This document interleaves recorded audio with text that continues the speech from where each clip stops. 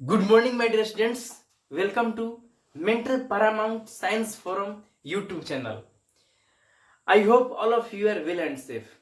My dear students, आज की इस वीडियो में हम बात करना है दूरदर्शी के कुछ अन्य प्रकार के बारे में, जैसे कि परावर्तक दूरदर्शी के बारे में हम विस्तृत बात करेंगे और साथ ही साथ इसके दो प्रकार हैं जो कि हम लोग को सिलेबस में पढ़ने हैं। वो है न्यूटोनियन टेलीस्कोप और एक है कैसीग्रेन टेलीस्कोप के बारे में। और उसके बाद हम बात करेंगे खगोलीय दूरदर्शी के बारे में और फिर बात करेंगे पार्थिव दूरदर्शी के बारे में। बच्चों, इन सारी चीजों को बेहतरीन तरीके से समझने के लिए आप हमारे साथ बने रहिए और वीडियो को अंत तक देखिए बच्चों।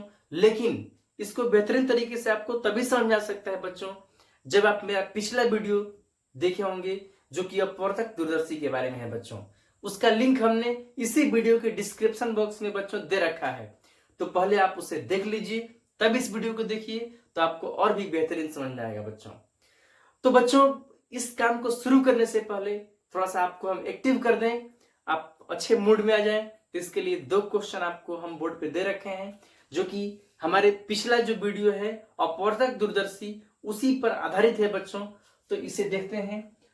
तो ये सवाल है, एक दूरदर्शी की लंबाई 16 सेमी तथा आवर्धन 3 है, लेंसों की फोकस दूरियों की गणना करें बच्चों। हाँ, अभिदृश्यक और जो नेत्रिका है उसके फोकस दूरियों को आपको बताना है बच्चों।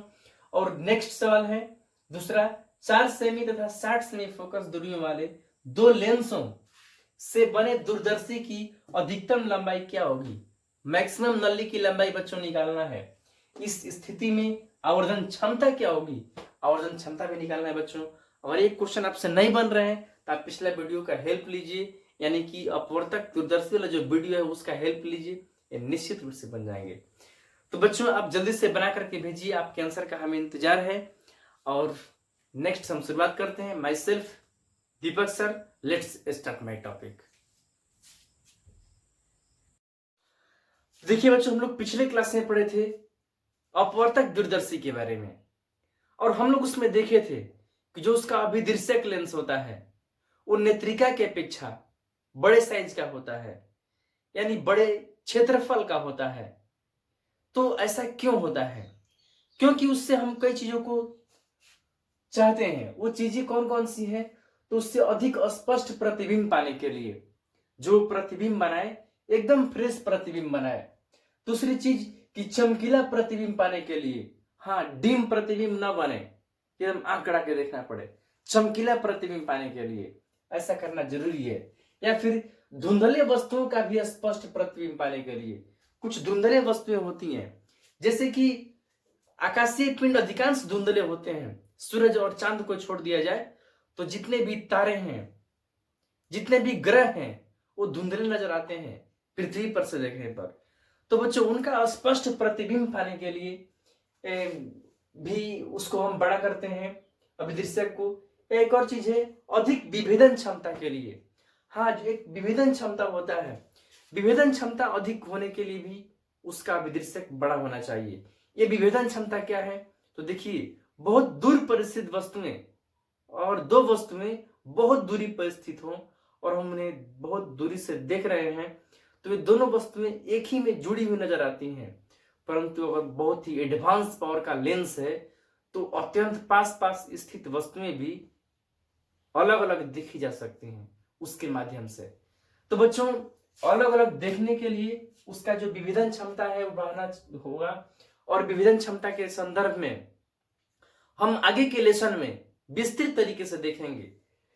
तो अब देखिए, इन चारों चीजों के लिए क्या करना पड़ता है? तो अभिदृश्यक द्वारा दूरस्थ वस्तु से आने वाले अधिक प्रकाश को संग्रह करना पड़ता है। हाँ, जो दूरस्थ वस्तुएं हैं उनसे तो बहुत कम मात्रा में प्रकाश आता है, परंतु उनसे आने वाले अधिक प्रकाश को संग्रह करना पड़ता है, तभी ये सब हो पाएगा। धुंधले वस्तुएं भी चमकती हुई दिख पाएंगी और ये सब भी हो पाएगा कब? जब उनसे आने वाले अधिक प्रकाश को संग्रह करेंगे तब। और ये कैसे होगा? तो इसके लिए अभिदृश्यक का क्षेत्रफल, हाँ, इसके लिए जो अभिदृश्यक होता है उसका क्षेत्रफल जो है, या फिर कहें उसका व्यास कहें या द्वारक कहें अभिदृश्यक का, यानी जो फ्रंट वाला लेंस होता है, आगे का लेंस होता है, उसका जो क्षेत्रफल है वो क्या होना चाहिए? बड़ा होना चाहिए। इसीलिए बच्चों आगे का जो लेंस बनाना चाहिए बड़ा होना चाहिए। अब देखिए, बड़े करने के लिए हम चाहते हैं कि उसको और बड़ा कर दें, जितना बड़ा था उससे भी और बड़ा कर दें, ताकि इन सब चीजों में और भी इंप्रूवमेंट आ जाए और भी ये सब चीजें बेस्ट दिखने लगे। तो देखिए होता क्या है, परंतु बड़े अभिदृश्यक के लेंस के साथ अगर बड़े अभिदृश्यक आप लेते हैं और वो भी अभिदृश्यक जो लेते हैं लेंस वाला बड़ा से बड़ा, तो उनमें निम्न समस्याएं होती हैं। कौन कौन सी समस्याएं होती है? देखिए, पहला चीज बनाने में कठिनाई। हाँ बच्चों, उतने बड़े लेंस को बनाने में काफी कठिनाई होती है। उतने बड़े लेंस के लिए बड़ा सा साँचा चाहिए, और मान लीजिए 5 मीटर लंबा या 5 मीटर व्यास का लेंस बनाना है तो उतना बड़ा साँचा चाहिए। उसमें शीशा पिघला करके भरते हैं या फिर कोई भी पारदर्शी मटेरियल भरते हैं। भरने के बाद उसको फिर चूंकि पिघलाएंगे तो गर्म रहेगा, फिर वो ठंडा होता है, तो गर्म ठंडा के चक्कर में वो अधिकांश वो चटक जाते हैं, मोटे शीशे जो होते हैं वो टूट जाते हैं बच्चों, और इसके वजह से बन नहीं पाएगा। दूसरी चीज, एक और चीज हो सकती है, अगर चटका नहीं तो वो टेढ़ा हो गया, टेढ़ा होने के बाद फिर दिक्कत वही, सही से प्रतिबिंब नहीं बनेगा। तो ये बनाने में दिक्कत है काफी, और जब दिक्कत बनाने में है तो महंगा तो होगा ही।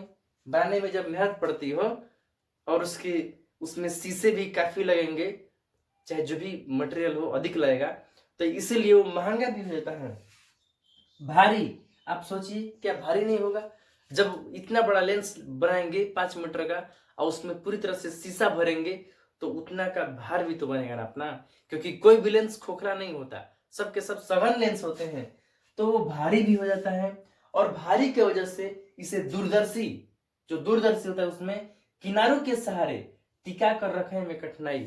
चूंकि लेंस के जो किनारे होंगे वो, चूंकि उत्तल लेंस है तो किनारे पतले होंगे, और पतले लेंसों के माध्यम से उसे नट बोल्ट पे कसेंगे रखेंगे तो क्या होता है कि उसमें किनारे फूटने के चांस रहते हैं। उतना भारी चीज पतले किनारे में कैसे रख सकते हैं? तो ये दिक्कत होती है। फिर उसको हम पीछे से सपोर्ट तो दे नहीं सकते हैं, क्योंकि लेंस है, दोनों साइड से एकदम फ्रेश होना चाहिए, किसी को ऊपर नीचे पकड़ना है, तो ये दिक्कतें होती हैं बच्चों।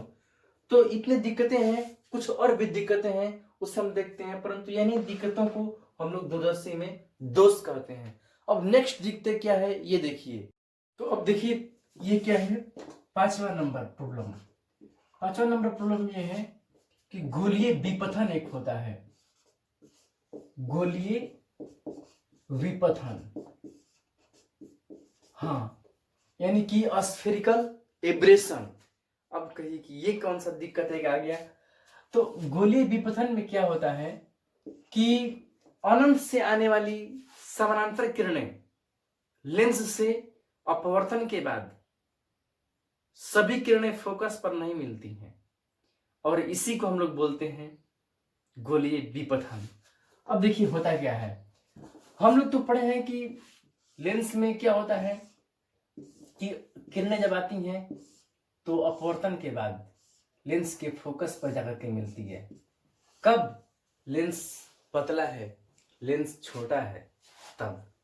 हम आपसे पहले ही कह चुके हैं, जब हम लोग कोई भी लेंस मेकर सूत्र पढ़ रहे थे या फिर उसके आगे जितने भी टॉपिक पढ़े हैं, लेंसों में प्रतिबिंब बनना पड़े हैं, हम हर जगह आपसे बोले हैं कि पतला लेंस होना चाहिए।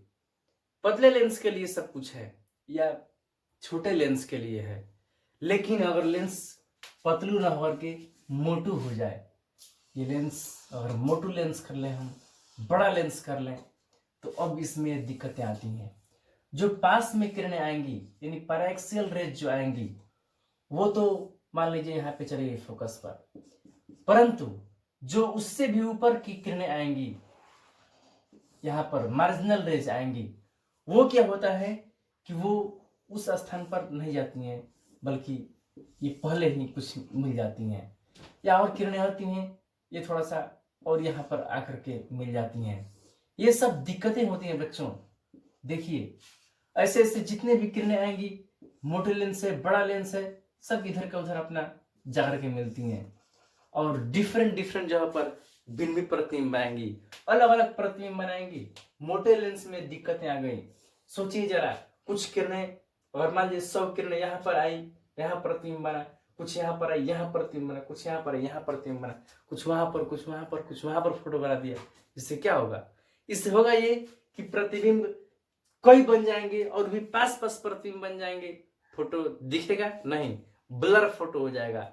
ब्लर, आप फोटो खींचते हैं ना तो धुंधले फोटो दिखने लगेंगे, ब्लर फोटो दिखने लगेंगे। हम बड़ा किए किस फायदा के लिए कि फ्रेश फोटो दिखेगा और वो फोटो हो गया ब्लर और भी फोटो बिगड़ गया। तो बच्चों इसको हम लोग बोलते हैं गोलीय विपथन। इसमें एक दिक्कत आ गया बड़ा लेंस करने की वजह से। एक और भी दिक्कत होती है और वो दिक्कत है वर्ण विपथन। हाँ, वर्ण विपथन। अब ये क्या है आप देखिएगा, वर्ण विपथन यानी कि क्रोमेटिक एब्रीविएशन। ये क्या है, क्रोमेटिक एब्रीविएशन क्या है, एक से एक चीज आ रहा है। तो देखिए ये क्या है, जो बड़े लेंस होते हैं उसमें से जब किरणें जाती हैं और जाने के बाद अपवर्तित होकर के निकलती हैं तो वो उसके साथ प्रिज्म जैसा बिहेव कर देता है और वो अपने कलर में डिवाइड हो गया। यानी कि गोलीय लेंस से, गोलीय और बड़े लेंस से प्रकाश किरणों के गुजरने पर रंगों में विभाजित हो जाने की प्रक्रिया को हम लोग बोलते हैं वर्ण विपथन। अब देखिए ये क्या होता है, वर्ण विपथन में तो एक और बड़ी दिक्कत आ गई। और लेंस, मोटा सा लेंस ले लें हम लोग, बड़ा सा लेंस ले लें और उसमें से श्वेत प्रकाश को गुजारेंगे या फिर तो उसमें कई लाइट, अगर एक ही लाइट गुजारेंगे उसमें और कई लाइट मिक्स है जैसे कि व्हाइट लाइट है तो उसमें कलर में डिविएशन होता है। हाँ, वर्ण विक्षेपण, डिस्पर्सन होता है। अब देखिए ये क्या होता है, ये किस तरह से होता है। तो बच्चों आप जानते हैं, थोड़ा सा समझिएगा, अगर व्हाइट लाइट आता है तो व्हाइट लाइट में कितने प्रकाश होते हैं, व्हाइट लाइट में कितने प्रकाश होते हैं। तो हम लोग पढ़े हैं कि बैजानी ह पीनाला, यानी कि ये हम लोग रूल पढ़े हैं VIBGYOR, विबजियोर अंग्रेजी हिंदी में। तो ये क्या होता है कि जैसे जैसे हम इधर बढ़ते हैं उसके तरंगदैर्ध्य जो होते हैं वो बढ़ते जाते हैं। जो तरंगदैर्ध्य होता है यानी कि लैम्डा, वो क्या होता है, बढ़ते जाता है तरंगदैर्ध्य। बैगनी रंग का तरंगदैर्ध्य कम होता है, लाल रंग का तरंगदैर्ध्य अधिक होता है। तो ये जो कम और अधिक तरंगदैर्ध्य है वो इसमें से गुजरते हैं तो वो यहाँ से वर्ण विक्षेपण के चलते इधर उधर होते हैं। समझ पा रहे हैं आप या नहीं? देखिए बताते हैं आपको। होता क्या है कि एक रूल है कि जो लेम्डा होता है, आप एक सूत्र जानते होंगे, लेम्डा इजकल टू VT, ये फॉर्मूला। तो इस आधार पर देखा जाए तो लेम्डा जो होता है वो समानुपाती होता है वेग के। यानी जिस प्रकाश का तरंगदैर्ध्य ज्यादा होगा उसका वेग ज्यादा होगा, वो तेज चलेगा। जिसका तरंगदैर्ध्य छोटा होगा वो उसका वेग छोटा होगा और वो कम तेज चलेगा। ये तो तरंगदैर्ध्य का चक्कर है। और दूसरी चीज, तरंगदैर्ध्य और वेग हो गया, परंतु वेग का अपवर्तनांक से क्या रिलेशन है, तो अपवर्तनांक वेग से व्युत्क्रम संबंध रखता है। समझ ना, ये सूत्र तो इसके लिए, इसका सूत्र है म्यू इक्वल टू C/V। आप जानते होंगे C/V सूत्र को। और इस सूत्र के सहारे देखा जाए तो ये व्युत्क्रम रिलेशन रखता है, यानी कि जिसका वेग ज्यादा होगा उसके लिए अपवर्तनांक कम हो जाएगा। और हम इन दोनों को मिक्स करें, अगर हम मिक्स करें तो हम क्या पाएंगे कि म्यू समानुपाती नहीं व्युत्क्रम अनुपाती होगा लेम्डा के। यानी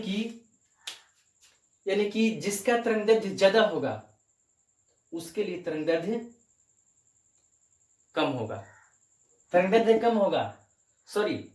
जिसके लिए तरंगदैर्ध्य जो होगा वो ज्यादा होगा उसके लिए अपवर्तनांक जो होगा वो कम होगा। बच्चों अब ये अपवर्तनांक क्या है, तो देखिए अपवर्तनांक के चलते फोकस पे प्रभाव कैसे पड़ता है। आप ये सूत्र जानते होंगे, 1/f बराबर mu minus 1/r1 minus 1/r2, lens maker सूत्र। इस सूत्र में हम देखते हैं कि जो फोकस होता है वो म्यू के व्युत्क्रम अनुपाती होता है, यानी जो फोकस होता है वो व्युत्क्रम होता है। किसके व्युत्क्रम होता है, म्यू के। फोकस म्यू के व्युत्क्रम है, फोकस जो होता है वो म्यू के व्युत्क्रम है। या फिर ये कहें कि म्यू, इस तरह से दोनों एक ही चीज हुआ, व्युत्क्रम है, ये भी व्युत्क्रम है, ये भी व्युत्क्रम है, तो लेम्डा और एफ समानुपाती हो जाएगा। यानी एफ समानुपाती हो किसके लिए, किससे, लेम्डा का। अब ये क्या कह रहा है कि जिसके लिए तरंगदैर्ध्य ज्यादा होगा उसका फोकस ज्यादा होगा, जिसका तरंगदैर्ध्य कम होगा उसका फोकस कम होगा। अब देखिए होता क्या है, जैसे मान लीजिए कि यहाँ से लाइट आया, रेड लाइट आया, यहाँ से रेड लाइट आएगा तो वो इसमें से जाएगा तो यहाँ पर जाएगा। ये फोकस है किसके लिए? रेड के लिए, फोकल पॉइंट ऑफ रेड। अगर इसमें से हम बैगनी कलर ले चलेंगे तो वो वहां नहीं जाएगा, बैगनी इधर ही मुड़ जाएगा। क्यों? ये वायलेट क्यों मुड़ गया इधर? ये फोकस हो गया वायलेट के लिए। क्यों? देखिए रेड के लिए तरंगदैर्ध्य ज्यादा है, रेड के लिए तरंगदैर्ध्य ये ज्यादा है, इसके लिए तरंगदैर्ध्य छोटा है। तरंगदैर्ध्य ज्यादा है तो उसके लिए फोकस ज्यादा है, उसके लिए ये फोकस है वो ज्यादा है, बड़ा फोकस है। और जो रेड वायलेट जो हो गया उसके लिए तरंगदैर्ध्य छोटा है, तरंगदैर्ध्य कम है उसके लिए, तो तरंगदैर्ध्य कम है तो उसके लिए फोकस भी कम है बच्चों। तो बच्चों ये चीज होती है कि कलर अलग अलग हो गया। आप सोचते हो कि अलग अलग कलर कैसे आएगा? देखिए हम एक यहाँ बताते हैं आपको। जैसे मान लीजिए कि बड़ा सा लेंस ले लिए हैं, बड़ा सा है, मोटू लेंस है, बड़ा है, इसमें से व्हाइट लाइट जाएगा, सनलाइट जाएगा, तो सनलाइट में कितने किरणें होती हैं? इसमें 7 रंग हैं, तो यहीं से डिविएशन शुरू हो जाएगा, जैसे ही निकलेगा। और मोटा लेंस है, बड़ा लेंस है तो ये होने लगता है। ऐसे पतला लेंस में कम मिलता है देखने को, लेकिन मोटा लेंस में ज्यादा। यहाँ पर रेड आएगा तो फिर यहीं से यहाँ पर आएगा उससे कम, यहाँ पर आएगा वायलेट, 7 रंग अलग अलग डाइवर्ट हो जाते हैं बच्चों बड़े लेंस में। अब इससे दिक्कत क्या होगा कि अगर चंद्रमा है, पीले रंग के दिख रहे हैं तो ये दिखा देगा लाल रंग का, हम सोचेंगे चंद्रमा लाल रंग का होता है। और किसी ग्रह पर सोना है तो वहां पर दिखा देगा मिट्टी, कहीं पर गंधक है वहां पर कुछ दिखा देगा, रंग ही चेंज कर देगा। आप देख सकते हैं, इसका एक उदाहरण हमने दिया हुआ है चित्र में, जो कि अलग अलग कलर में दिख रहा है। यहाँ पर है किसी और कलर का और दिख रहा है किसी और कलर का। तो बच्चों ये दिक्कतें होती हैं, इसी को हम लोग बोलते हैं गोलीय विपथन। अब इन सारी दिक्कतों को देखते हुए परावर्तक दूरदर्शी को बनाया गया है, जिनमें दिक्कतें समाप्त हो जाती हैं। देखिए कैसे उसको बनाया गया है। तो देखिए बच्चों, हम लोग जो दूसरा अभी हम लोग पढ़ रहे हैं, परावर्तक दूरदर्शी, उन समस्याओं का समाधान करके और परावर्तक दूरदर्शी को बनाया गया। जो भी समस्याएं थी उनमें से हम लोग को 2 को पढ़ना है। तो सबसे फर्स्ट है न्यूटोनियन दूरदर्शी। तो न्यूटोनियन दूरदर्शी है क्या? तो बच्चों न्यूटन साहब द्वारा ये बनाया गया दूरदर्शी है। इसमें क्या होता है कि अभिदृश्य के रूप में लेंस को हटा करके और दर्पण का प्रयोग करते हैं। हाँ, जहां अभिदृश्य होता है उसमें लेंस का, तो इसमें बन गया वो दर्पण का, और सब कुछ सेम है, केवल अभिदृश्य बदला गया है। तो ये दर्पण में भी कैसा दर्पण रहता है? तो ये जो दर्पण है वो है परावलयिक अवतल दर्पण, परावलयिक अवतल दर्पण, यानी कि पैराबोलिकल कॉनकेव मिरर। अब ये पैराबोलिक क्या है? पैराबोलिक क्या चीज होता है? तो बच्चों पैराबोलिक इस तरह से एक पथ होता है, इस तरह से एक पथ होता है। जैसे कि हम किसी पत्थर को हम फेंकते हैं आकाश में, तो वो जिस तरह से गिरता है बच्चों, वो पथ एक पैराबोलिक पथ है। इसी आकार की जब दर्पण लेते हैं तो उसमें बच्चों एक फायदा मिलता है। देखिए वो क्या फायदा मिलता है। तो उसमें होता क्या है कि इसमें चाहे कितना भी बड़ा ले लें और इसके मुख्य अक्ष के समांतर किरणें आएंगी तो सब के सब एकदम करेक्ट रूप से एक ही बिंदु पर आएंगी। तो बच्चों एक ही बिंदु पर आने की वजह से ये बहुत ही उपयोगी हो जाता है। क्योंकि दिक्कत क्या था हम लोग को? गोलीय विपथन का एक दिक्कत था कि जब बड़ा हम लोग ले रहे थे लेंस, तो उसमें क्या था कि ये किरणें जो थी वो अलग अलग पॉइंट पे आ रही थी, लेकिन अब ये दिक्कत इसमें समाप्त हो गया। तो सबसे पहला इसमें जो लाभ मिला इस दर्पण को लेने का, तो वो लाभ ये है कि गोलीय विपथन समाप्त हो गया। हाँ, गोलीय विपथन क्या हो गया? वो समाप्त। बच्चों हम आपको बता चुके अभी कि गोलीय विपथन में अलग अलग फोकस होते हैं और वो दर्पण में भी, और बड़ा सा दर्पण ले लें तो उसमें भी दिक्कत आती है, और बड़ा सा अगर लेंस ले लें तो उसमें भी दिक्कत आती है। तो इसीलिए हम लोग गोलीय दर्पण न लेकर के पैराबोलिकल अवतल दर्पण लेते हैं। तो गोलीय विपथन समाप्त, यानी अब एक पॉइंट पर, एक फोकस पर सारी किरणें आती हैं बच्चों। सभी किरणें एक फोकस पर, एक बिंदु होता है वहीं पर आती हैं। तो ये दिक्कत समाप्त हो गया।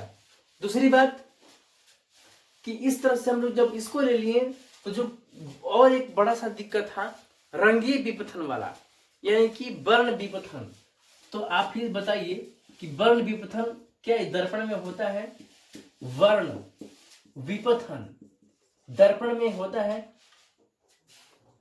नहीं होता है, क्योंकि जो वर्ण विपथन है वो जहां पर प्रकाश का अपवर्तन होगा वहां होगा। जो प्रिज्मीय गुण होता है, जिसमें कलर डिविएट होते हैं, अलग अलग कलर बढ़ जाते हैं, ये सब किसमें होता है? ये सब होता है प्रकाश के अपवर्तन की क्रिया में। और दर्पण में बच्चों अपवर्तन प्रक्रिया नहीं होती है। इस वजह से वर्ण विपथन का जो दोष था वो भी बच्चों खलास हो गया, यानी कि समाप्त हो गया। दो बहुत बड़े बड़े चीज, बहुत बड़े बड़े दिक्कतें समाप्त हुई। इसलिए बहुत ही आसान हो जाता है अब, और बहुत ही उपयोगी दर्पण है ये, जो कि इसमें लगा जा रहा है बच्चों। अब देखिए इसमें होता क्या है, और भी प्रक्रियाएं, जैसे कि इसमें अब प्रतिबिंब कैसे बनते हैं, कैसे इससे देखते हैं हम लोग। तो देखिए, जैसे मान लीजिए कि इसमें अनंत से किरणें आ रही हैं, ये कोई किरण है जो अनंत से आकर के और इस दर्पण पर पड़ रही है। ये दर्पण अभिदृश्यक की तरह कार्य कर रहा है, तो इस पर पड़ा। और अनंत से आने वाली किरणें कैसी होती हैं बच्चों? तो वो होती हैं समानांतर। ये आपस में समानांतर किरणें हैं और आकर के दर्पण पर पड़ रही हैं। अगर यहां पर इसका फोकस हो तो क्या होगा? ये किरणें यहां पर आकर के प्रतिबिंब बनाएंगी। कुछ इस तरीके से हो सकता है। ये देखिए इस तरीके से, और ये भी जो होगा वो यहां पर प्रतिबिंब क्रिएट करेगा।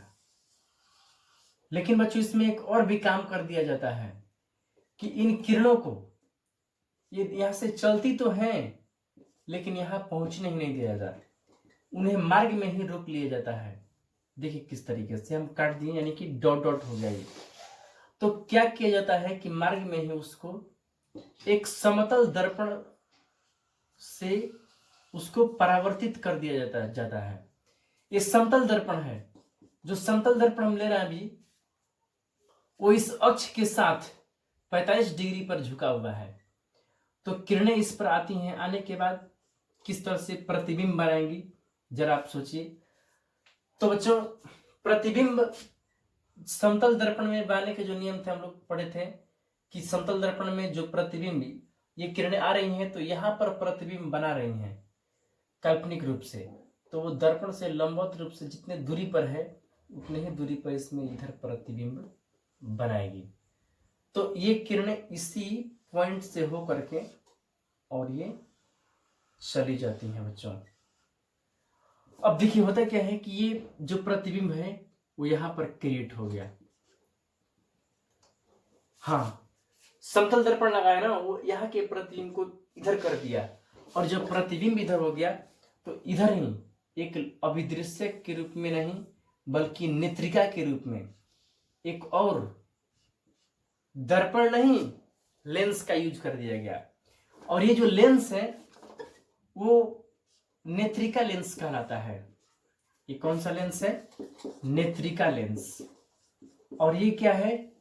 तो पारवलयिक अवतल दर्पण है और ये अभिदृश्यक के रूप में काम कर रहा है। ये है अभिदृश्यक, और ये हो सकता है प्राथमिक अभिदृश्यक, है ना, प्राथमिक अभिदृश्यक। और ये जो बना हुआ है यहाँ पर दर्पण, ये भी अभिदृश्यक में ही आता है, यानी इसमें दो अभिदृश्यक हो गए। तो इसको हम लोग कह सकते हैं सेकेंडरी अभिदृश्यक या सेकेंडरी मिरर या द्वितीय दर्पण कह सकते हैं इसको हम। द्वितीयक, ये द्वितीयक दर्पण है बच्चों, यानी दो गो अभिदृश्यक है, इसमें एक नेत्रिका है। अब ये नेत्रिका क्या करता है कि ये चूंकि लेंस ही है और इस तरह से इसका हम मुख्य अक्ष मान सकते हैं जिस पर ये वस्तु है, तो इस लेंस की और यहां तक इसका फोकस आता है,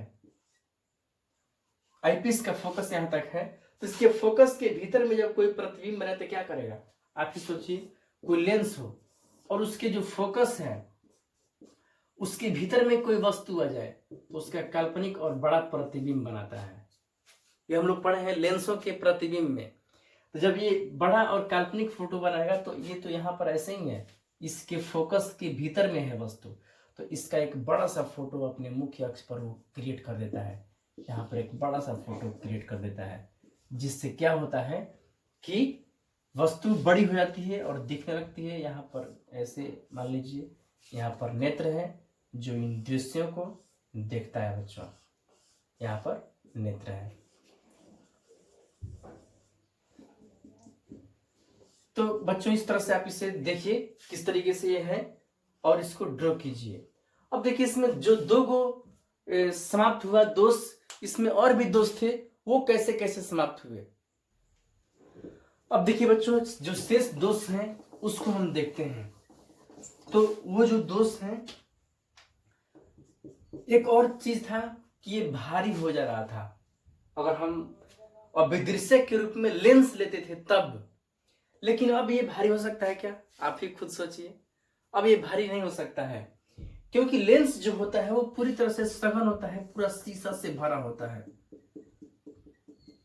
इसमें तो एक पतला सा लेयर है केवल। तो बच्चों ये एक तरह से हल्का हो गया, एक वो भी जो दिक्कत था वो भी समाप्त हो कि ये हल्का हो गया अब। और हल्का होने की वजह से तीसरा था दूरदर्शी में लगाने की समस्या, कि उसको लेंस था तो उसको सिर्फ ऊपर नीचे कसते थे, पीछे से सपोर्ट और आगे से सपोर्ट नहीं दे सकते थे, क्योंकि उसमें प्रकाश आर पार जाता है। लेकिन इसमें वैसा दिक्कत नहीं है, इसमें पीछे से सपोर्ट दे सकते हैं क्योंकि पीछे ही किरणें आने वाली नहीं है, तो इसको दूरदर्शी में लगाने में सुविधा होती है ना। तो एक ये भी आसानी हो गया, दूरदर्शी में लगाने में सुविधा, दूरदर्शी में लगाने में सुविधा। बच्चों ये भी एक पॉइंट हो गया, ध्यान दीजिएगा। ये एनसीईआरटी का हम प्रयोग कर रहे हैं, उसमें सब कुछ ये सब पॉइंट डिस्कस किया बहुत ही बेहतरीन तरीके से। तो दूरदर्शी में लगाने में सुविधा, क्योंकि इसमें पीछे से सपोर्ट भी दे सकते हैं, क्योंकि लेंस में सपोर्ट नहीं दे सकते हैं। और अगली चीज, जब ये हल्का हो गया और लगाने में सुविधा हो गया, हल्का है बनाने में आसान है, तो अब ये महंगा नहीं, अब ये बहुत ही बनाना आसान है और ये सस्ता हो गया। बच्चों ऐसी कई सारी चीजें हैं जिसकी वजह से ये अब बहुत ही आसान हो जाता है बनाना। हाँ, इसको बनाना भी आसान है क्योंकि इसमें अब फूटने का डर नहीं है, बनाना आसान हो गया इसको। यानी कि लेंस ये जो है उसको बनाना आसान है। लेंस बनाने में दिक्कतें थी, लेंस में ढालते थे तो चटकने का डर आता था, इसमें एक पतला सा लेयर देना है, इसलिए इसमें कोई दिक्कत नहीं है बच्चों। तो इस तरह से बच्चों ये हुआ। अब हम इसके फॉर्मूले को देखते हैं। फॉर्मूले में आप टेंशन मत लीजिए, इसमें फॉर्मूला कोई नया फॉर्मूला नहीं है, कोई डेवलप नहीं करना है फॉर्मूला को। तो इसमें जो फॉर्मूला है वो वही सब फॉर्मूला काम करेगा। हाँ, यानी कि जो सूत्र इसमें है वो जो दूरदर्शी वाला सिंपल सूत्र है ना, कि m अनंत पर के लिए कितना होता है, माइनस FO बटे में FE into 1 plus FE by D. बस बच्चों वही फॉर्मूला इसमें भी काम करेगा। और अगला चीज है, जब D पर अंतिम प्रतिबिंब बने, सॉरी ये D पर प्रतिबिंब बने तब के लिए है। और जब अंतिम प्रतिबिंब अनंत पर बनने लगे, अंतिम प्रतिबिंब जो है अनंत पर बनने लगे, तो उस समय के लिए सूत्र होता है FO बटा में FE। यानी कि जो फॉर्मूला है उसमें कोई दिक्कत नहीं है, फॉर्मूला वही काम करते हैं जो हम लोग पढ़े हैं उसमें। तो अब हम देखते हैं, फर्स्ट न्यूटोनियन दूरदर्शी हो गया, दूसरा होता है कैसी ग्रेनियन का। तो उन्होंने कैसे बनाया हम उसको अब देखते हैं। तो देखिए कैसी ग्रेन में क्या है, उसमें एकदम आसान है, उसमें केवल चित्र का ही अंतर है, सब कुछ वैसे ही है, पारावलिक दर्पण भी उसमें है और सब कुछ है। ऐसा कहा जाता है कि न्यूटन साहब परावलयिक दर्पण का यूज नहीं किए थे। कैसीग्रेन दूरदर्शी जो बनाया गया उन्होंने उसका यूज किया। देखिए कैसीग्रेन दूरदर्शी। तो बच्चों कैसीग्रेन साहब थे एक, उन्होंने इसको थोड़ा सा और एक अलग रूप दिया इसी दूरदर्शी को। तो उन्होंने भी परावलयिक दर्पण का उपयोग किया। हाँ, ऐसा कहा जाता है कि ये दर्पण, परावलयिक दर्पण न्यूटन साहब उपयोग नहीं किए थे। खैर जो भी हो, अब देखिए ये तो हो गया कौन सा दर्पण, तो वही परावलयिक दर्पण हो गया। अब इसमें क्या होता है कि बीच में एक छेद होता है, बीच में कटिंग होता है। अब देखिए इसमें क्या होता है कि प्रकाश किरणें अनंत से इस तरीके से आती हैं, अनंत से किरणें आती हैं आपस में समानांतर, और वो एक बिंदु पर, जैसे कि मान लीजिए कि इसका मुख्य अक्ष है, तो मुख्य अक्ष पर ये इस बिंदु पर मिलने वाली हैं किरणें, इस बिंदु पर, तो मिलने से पहले ही एक यहां पर उत्तल दर्पण का प्रयोग कर दिया जाता है। उत्तल दर्पण इस तरह से लगा दिया गया, इसका फोकस जो होता है छोटा होता है इसके तुलना में। और क्या होता है कि जब किरणें यहां पर आती हैं तो ये काफी मुड़ा हुआ होता है, जिस वजह से ये इधर इसको रिफ्लेक्ट कर देता है, परावर्तित, और ये इधर से गया तो उसको भी इधर परावर्तित हो गया वो। और यहाँ पर होता है नेत्रिका लेंस, जो इन्हें अच्छे से बड़ा करके जूम करके देख लेता है, और यहाँ पर होता है नेत्र जो इसको देखता है बच्चों।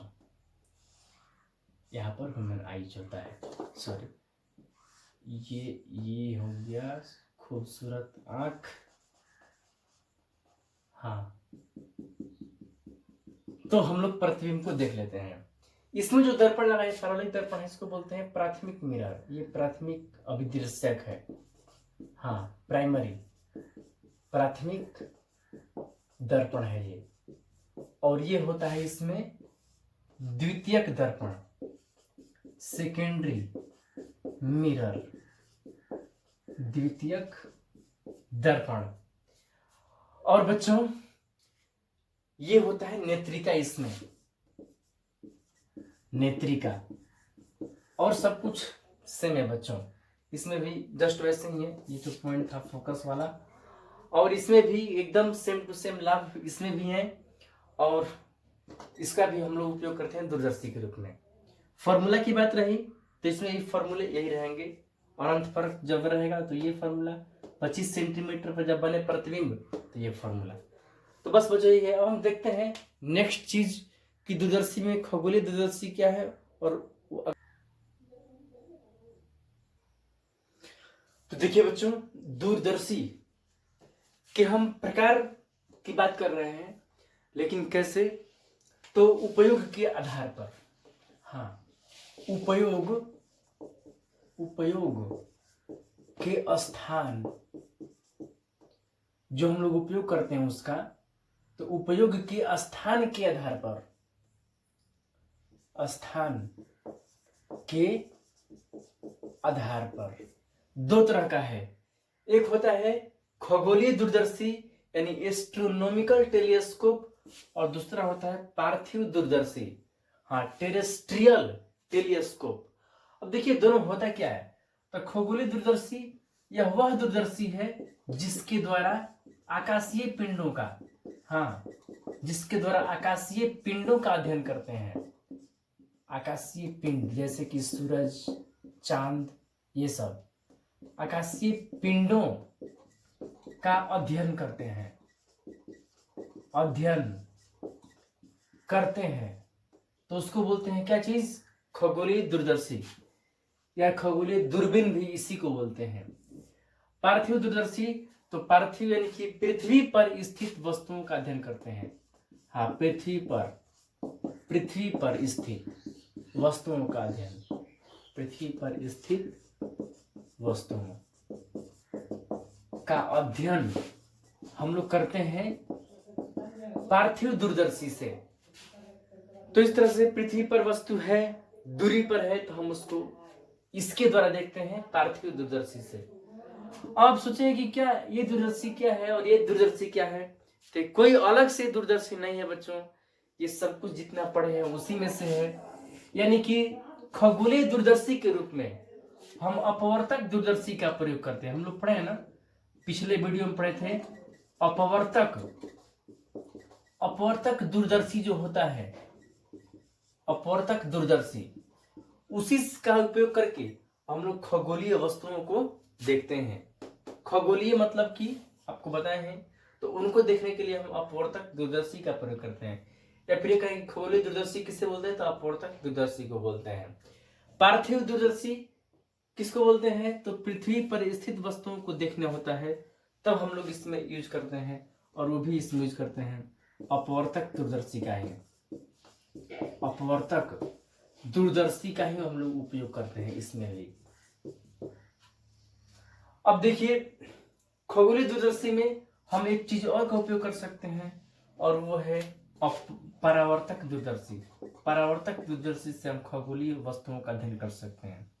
परावर्तक दूरदर्शी, आपको हम बता चुके हैं कि वह दूरदर्शी जिसमें अपवर्तन और परावर्तन के माध्यम से क्या होता है, अपवर्तन और परावर्तन के माध्यम से हम वस्तुओं को अध्ययन करते हैं या देखते हैं या वस्तुओं को जूम करते हैं, तो उसको हम लोग बोलते हैं परावर्तक दूरदर्शी। और अपवर्तक दूरदर्शी वह दूरदर्शी जिसमें केवल परावर्तन के नियम पर चलता हो, तो उसको अपवर्तन के नियम पे चलता हो, तो उसको हम लोग बोलते हैं कौन सा दूरदर्शी, अपवर्तक दूरदर्शी।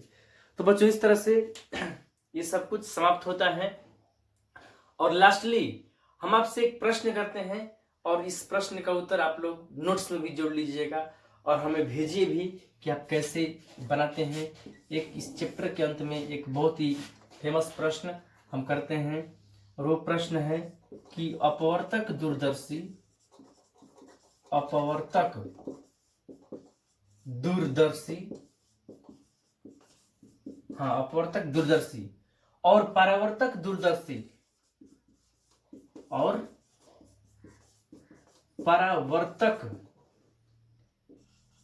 दूरदर्शी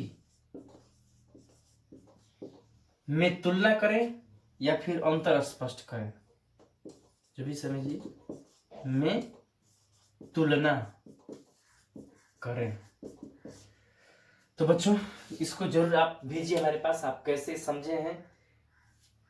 इसका जो आंसर है इसी वीडियो में है बच्चों, इस वीडियो को आप एक बार फिर देखिए, इसके आंसर आपको बच्चों मिल जाएंगे। तो बच्चों इस तरह से लेसन समाप्त होता है, और हम मिलते हैं अब अगले वीडियो में अगले लेसन के साथ।